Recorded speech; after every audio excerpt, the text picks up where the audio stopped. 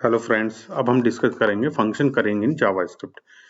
ये कॉन्सेप्ट बहुत ही इंपॉर्टेंट है डेवलपमेंट के लिहाज से भी और इंटरव्यू के लिहाज से भी। इंटरव्यू में भी ये क्वेश्चन बहुत पूछा जाता है। ठीक है, तो मैंने यहाँ पे देखिए डेफिनेशन इसकी दे रखी है। तो इस डेफिनेशन को आप तब देखिएगा, अपना वीडियो पॉज कर लीजिएगा जब मैं आपको ये कॉन्सेप्ट एग्जाम्पल से अभी समझा दूंगा उसके बाद।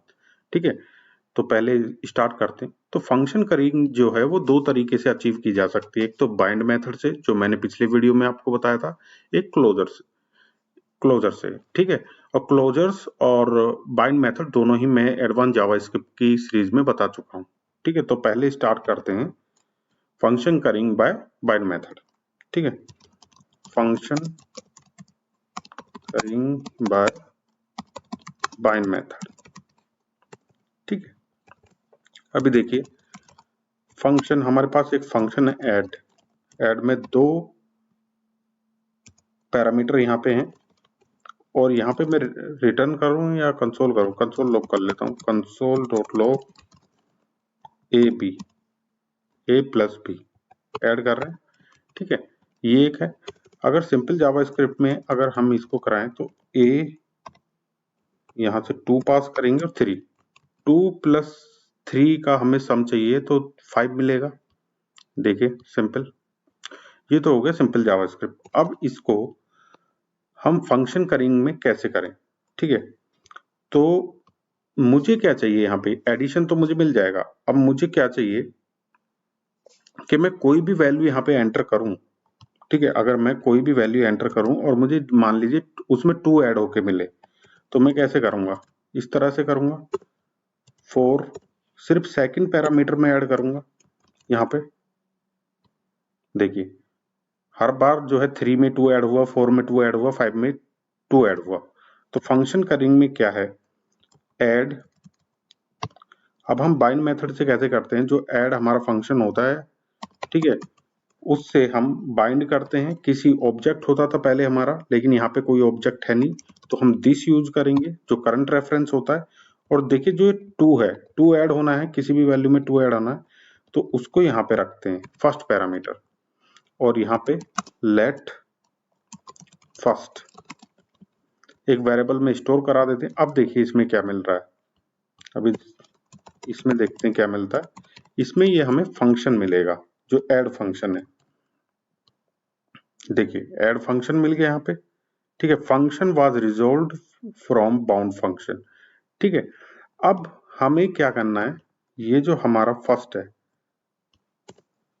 इसके अंदर हम अपनी वैल्यू रखेंगे। जैसे 3 में 2 ऐड होना चाहिए, 4 में 2 ऐड होना चाहिए, और 5 में 2 ऐड होना चाहिए। अब मैं रिफ्रेश करता हूं इसको, देखिए इसे फंक्शन के बाद ले लेते हैं, वैल्यूज आपको सही से समझ आएंगी। ये जो कंसोल किया है मैंने इससे बाद। ठीक है, अब देखिए वही आ रहा है जो इस सिंपल इससे आ रहा है। तो अगर हम इस तरह से कर रहे हैं, कि आपको थोड़ा डिफिकल्ट भी लग रहा होगा, ठीक है, लेकिन इसके एडवांटेज हैं। इसके एडवांटेज क्या है, यहां से हमने दिया है कोई ऐसा फंक्शन दिया है बना के कि जिसमें हम 2 ऐड कर सकें। लेकिन अगर कोई यहाँ पे चेंज कर दे, 2 की जगह 4 चेंज कर दे, तो क्या होगा, 2 की जगह 5 में 4 ऐड हो जाएगा। जबकि ये फंक्शन हमने बनाया है कि सिर्फ 2 ऐड हो। तो हमारा क्या है, 2 तो पब्लिक है, इनपुट यूजर ही डालेगा इसमें। तो ये जो इनपुट की जो 2 जा रहा है, ये एक तरीके से एक्सपोज हो रहा है। ठीक है, तो ये क्या करता है इसमें फंक्शन करिंग में, इस तरह से कि एक बार में एक ही आर्गुमेंट लिया, पहले एक आर्गुमेंट यहां से पास किया हमने, जैसे यहाँ पे कर रहे थे, तो इसको डेटा हाइडिंग कर देगा। मतलब एक एक इस तरह से इसने हेल्पर बनाया, और यूजर को सिर्फ ये रिटर्न किया उसने फर्स्ट, कि अपना आर्गुमेंट आप यहाँ पे पास करें, आपको 2 ऐड होके मिल जाएगा। ये 2 में एक बेसिकली फंक्शनलिटी बता रहा हूँ कि आप वो फंक्शनलिटी इंटरनली ऐड होके मिल जाएगी। ठीक है, तो इससे क्या हो रहा है, डेटा हाइडिंग हो रहा है, और इसमें एक्सपोज नहीं हो रहा। जैसे यहाँ पे एक्सपोज हो रहा है ना 2, कि यूजर इसे चेंज कर सकता है, तो यूजर इसको चेंज नहीं कर सकता है। ठीक है, तो फंक्शन करिंग का एडवांटेज आया आपकी समझ में। ठीक है, ये तो था बाइंड मेथड से। अभी मैं इसको कमेंट कर देता हूं और इन सबको डिलीट करता हूं। अब देखिए अब आता है हमारा, ये तो फर्स्ट था हमारा। ठीक ठीक है। अब second, function currying by closure.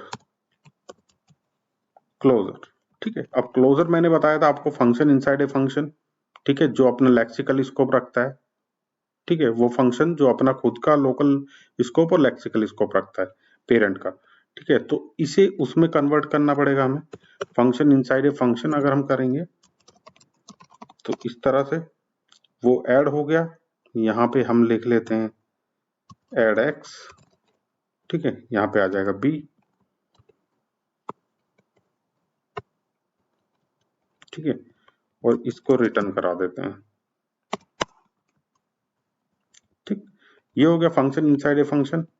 और यहाँ पे देखिए ए को एक्सेस कर रहा है तो पेरेंट का भी ये यहाँ पे देखिए पैरामीटर यूज कर रहा है, तो ये क्लोजर हो गया। अब इसको कैसे हम करेंगे, ऐड।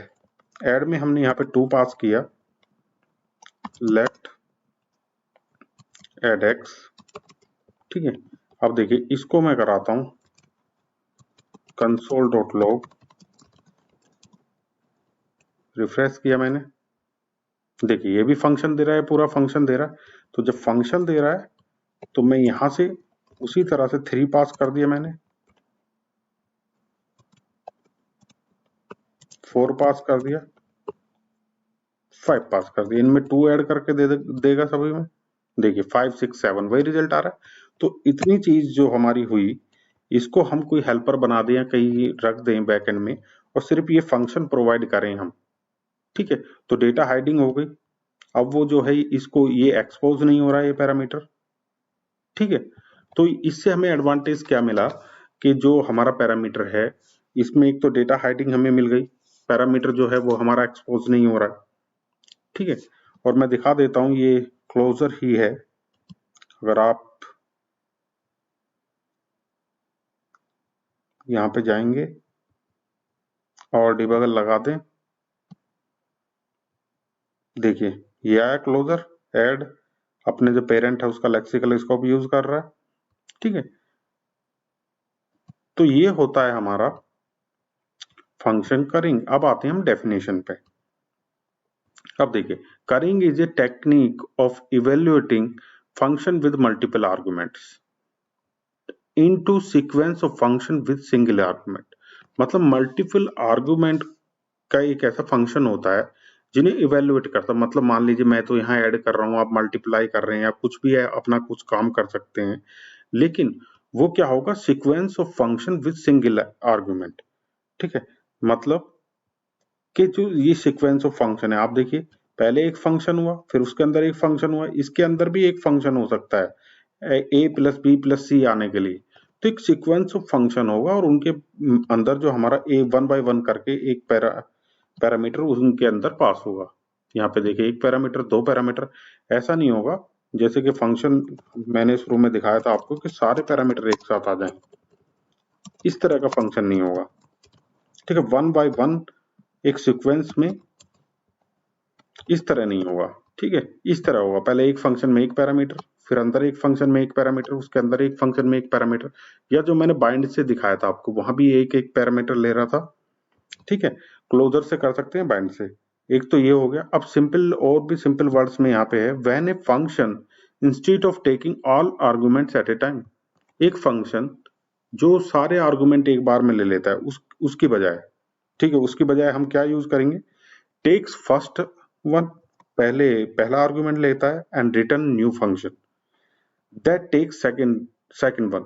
मतलब एक फंक्शन लेते हैं, उसमें पहला आर्गुमेंट लेते हैं, फिर उसके अंदर रिटर्न होता है, ठीक है, फिर एक फंक्शन रिटर्न होता है, उसके अंदर सेकंड पैरामीटर जाता है, फिर एक न्यू फंक्शन रिटर्न होता है, उसके अंदर थर्ड पैरामीटर जाता है, और ऐसे ही फोर्थ फिफ्थ सिक्स्थ कितनी भी हो सकती है चेन हमारी, until all argument have been fulfilled।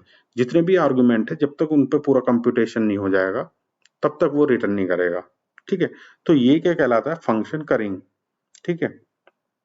तो आई होप आपको इस समझ में आ गया है फंक्शन करिंग, और आपको काफी सिंपल लग रहा होगा अब ये कॉन्सेप्ट। अगर आपको कॉन्सेप्ट क्लियर हो गया है तो वीडियो को लाइक करें और चैनल को सब्सक्राइब करें।